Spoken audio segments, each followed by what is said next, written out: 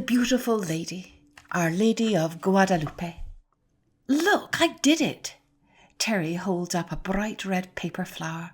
Gracias, Grandma Lupita, for teaching Terry to make these, I say. I used to make flowers like this with my grandmother in Mexico, says Grandma Lupita. When we'd go to the market holding hands, we'd see huge paper flowers, yellow, orange and red, like those in the living room. I'm so happy you girls came on this cold December day, mis queridas. Who's that pretty lady? Asks Terry. I like all the gold stars on her cloak. I like her face too. That's Our Lady of Guadalupe, and today is her special day, says Grandma.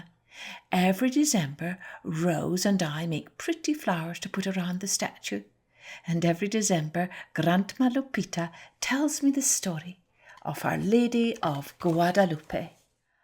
Long ago, Grandma begins, on a cold December morning, near what is now Mexico City, a man named Juan Diego put on his tilma, his cloak, and started on the road to church.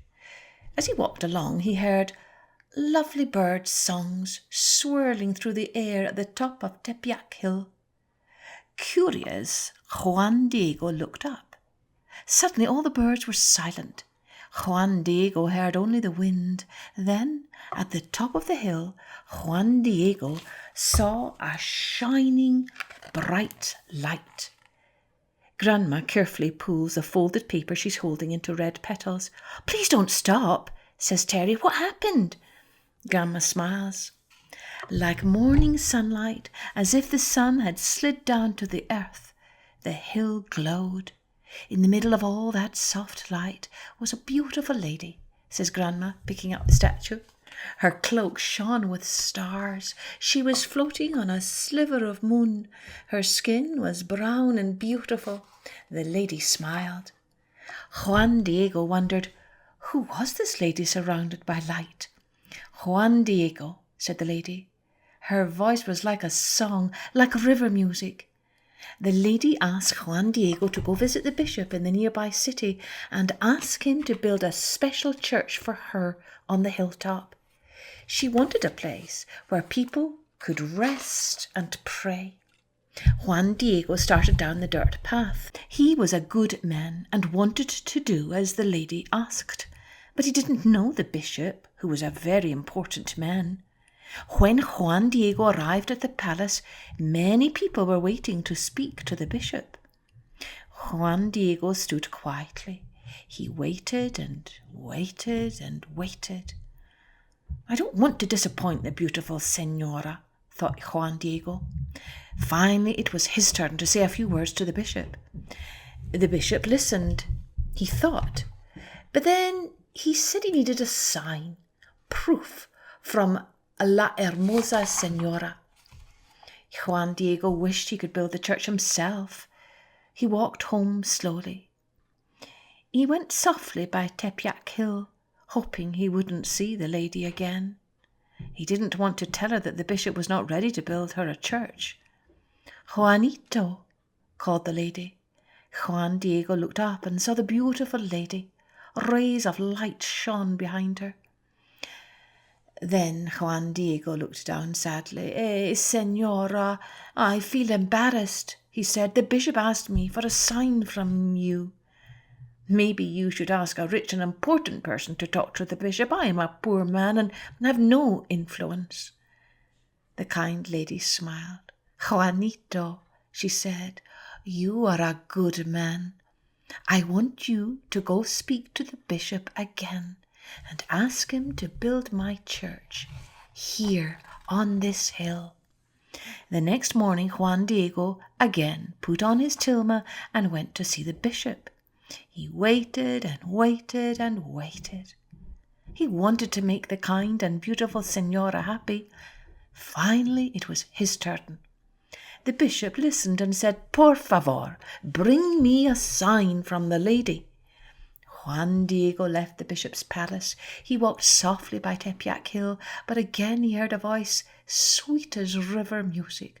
Juanito, por favor, return to the bishop tomorrow.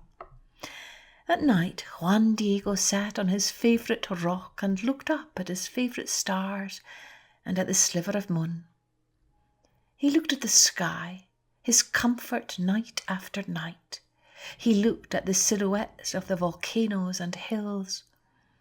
He thought of the sparrows, lizards, corn and rocks sleeping around him in the dark. They reminded him of his mother, who had loved las estrellas and la luna too. He thought about La Señora. She was kind and gentle like his mother, with light around her, stars on her cloak, and a sliver of the moon under her feet. La Señora was beautiful, like the earth and all the light around it. Juan Diego said his prayers. He wanted to wake up and help build the church for La Señora, but the bishop needed a sign from her. The next day, Juan Diego watched the sun rise and thought about the light around the beautiful lady. He put on his tilma and set off on a different path, hoping the lady wouldn't see him. He watched snow lightly begin to fall. "Juanito," he heard again. Juan Diego saw the lady coming down the hill toward him. "I am so sorry, Señora," said Juan Diego softly, "but the bishop needs a sign from you." Like a kind mother, the lady smiled and pointed. "Go," she said, "in your tilma, bring me flowers growing at the top of the hill." "The cactus?" asked Juan Diego. The lady smiled again. "The flowers, Juanito," she said. Juan Diego thought, "It is winter, how can there be flowers?" But Juan Diego climbed. "Señora," he gasped. The plants glowed like jewels. The hilltop gleamed with tiny rainbows. And Juan Diego saw roses, rosas hermosas, blooming red in the snow. Slowly he gathered flowers in his tilma and took them down to the lady. Carefully she arranged the roses in Juan Diego's cloak. "There," she said, "take those to the bishop." Juan Diego ran cautiously so as not to drop the flowers. When he rushed into the bishop's palace, everyone stopped. Everyone looked at him. In all that sudden silence, Juan Diego opened his cloak. He couldn't wait for the bishop and everyone to see the roses from the beautiful lady. As the roses tumbled out, their sweet scent floated around the room. Then everyone pointed at Juan Diego's tilma. He looked down. There, on his cloak, was the image of La Hermosa Señora. Everyone saw her, and the sun's rays, the stars on her green cloak, and how she floated on a sliver of moon. "Then," says Grandma, "Juan Diego carefully touched her beautiful brown face." "The end," I say. Grandma smiles and pats my hand. She touches the face of Our Lady of Guadalupe.